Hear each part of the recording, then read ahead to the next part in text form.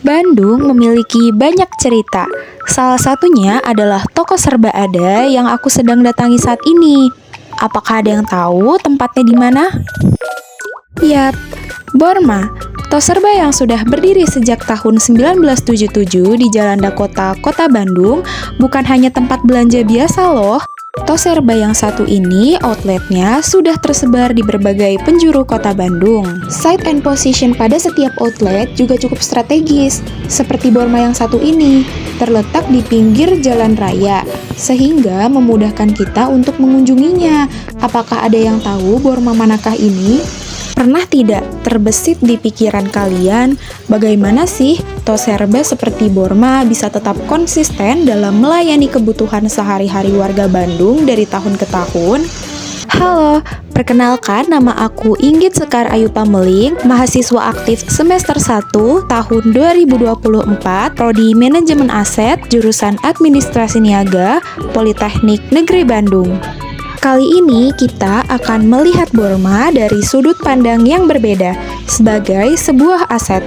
Apa saja sih strategi yang digunakan untuk mengelola toko serba besar seperti Borma agar tetap terus berjaya sepanjang waktunya? Pada video ini kalian akan menemukan jawabannya. Jadi tonton terus sampai habis ya. Awalnya Borma merupakan toko kecil yang hanya menjual kebutuhan rumah tangga loh. Tapi seiring berjalannya waktu, mereka terus berkembang dan bahkan membuka superstore Borobudur Market di Dago dan Buah Batu pada tahun 1989. Lalu pada tahun 1991, seluruh unit usahanya digabung menjadi satu nama, yaitu Borma Toko Serba. Berkat kepercayaan masyarakat terhadap produk dan pelayanannya, Borma menjadi terus berkembang dan membuka banyak cabang di penjuru kota Bandung. Borma yang aku kunjungi kali ini berada di Jalan Dakota nomor 109, Desa Sukaraja, Kecamatan Cicendo, Kota Bandung. Sebelum itu, aku punya pertanyaan nih. Kenapa sih Borma bisa dikategorikan ke dalam aset? Atau apa sih sebenarnya aset itu? Oke, kita bahas satu persatu ya. Jadi, aset itu dalam bahasa Inggris berarti kekayaan. Sedangkan dalam perspektif ekonomi, aset berarti segala sesuatu yang memiliki nilai ekonomi yang dapat dimiliki oleh individu, perusahaan, maupun pemerintah yang dapat dinilai secara finansial.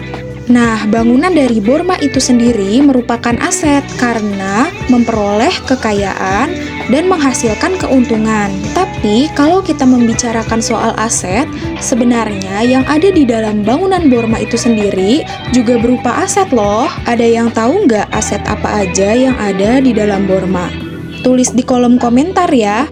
Untuk mengelola aset yang besar, apalagi aset seperti Borma, tentu ada ilmunya loh.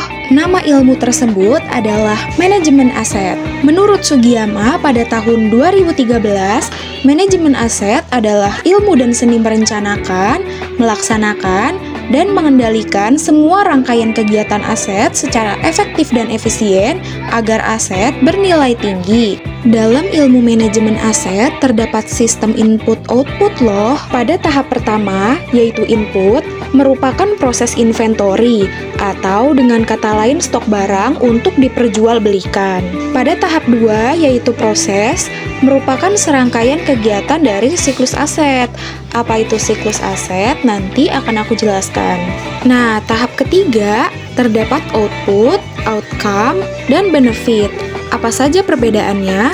Kalau output itu berarti feedback yang kita dapatkan saat itu juga. Contohnya seperti penerimaan atau revenue dari masing-masing variabel atau produk. Kalau outcome merupakan penerimaan atau revenue yang kita dapat dalam skala periode tertentu, atau bisa juga merupakan kepercayaan atau feedback dari pengunjung. Kalau benefit merupakan jenis feedback jangka panjang yang tidak bisa diperoleh dalam periode waktu yang singkat. Contohnya adalah kepercayaan masyarakat Bandung kepada Borma yang sudah terbentuk bertahun-tahun yang lalu. Oh ya, tadi kan aku udah menyinggung soal siklus aset. Kira-kira dari kalian ada nggak yang pernah searching atau tahu tentang siklus aset? Terdapat 8 tahapan dalam siklus aset yang dikemukakan oleh Sugiyama pada tahun 2013. Tahap pertama merupakan perencanaan aset. Tahapan ini merupakan dilakukannya inventory, forecasting, atau ketika terjadi suatu pembaharuan. Tahap kedua merupakan pengadaan aset, yaitu seluruh proses untuk mengadakan segala hal yang terdapat di dalam suatu aset, contohnya borma, tapi tentunya dengan semua aturan yang berlaku. Tahap ketiga merupakan pemenuhan aspek legal, yaitu persyaratan tentang status atau hak yang harus terpenuhi. Tahap keempat merupakan inventarisasi, yaitu sebagai penanda pada suatu aset. Contoh simpelnya seperti barcode pada setiap produk. Tahap kelima merupakan penilaian pada suatu aset. Tahap keenam merupakan pengoperasian aset.